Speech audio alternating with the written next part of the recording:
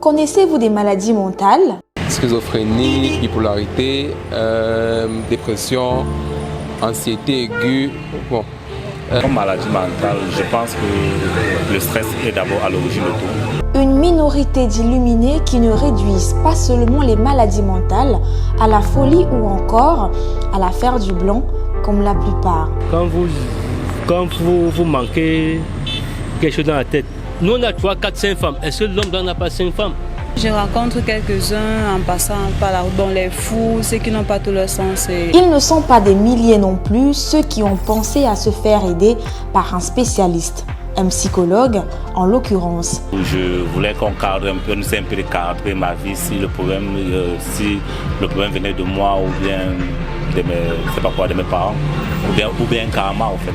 Bon, généralement c'est dans les périodes un peu de surcharge, soit scolaire, soit professionnelle. Ici encore, il y a une mauvaise appréciation du métier. C'est qu'un psychologue, quand vous avez par exemple la dépression, c'est là que vous partez vous faire consulter.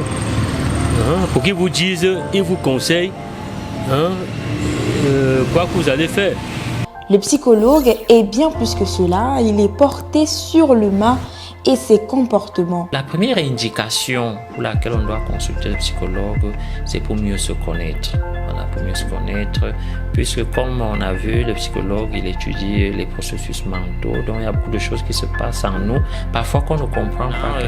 On peut aussi consulter le psychologue pour certaines difficultés qui nous arrivent. On a essayé de nous-mêmes, on n'a pas pu. Une non-appropriation de l'accompagnement psychologique due à des facteurs socioculturels.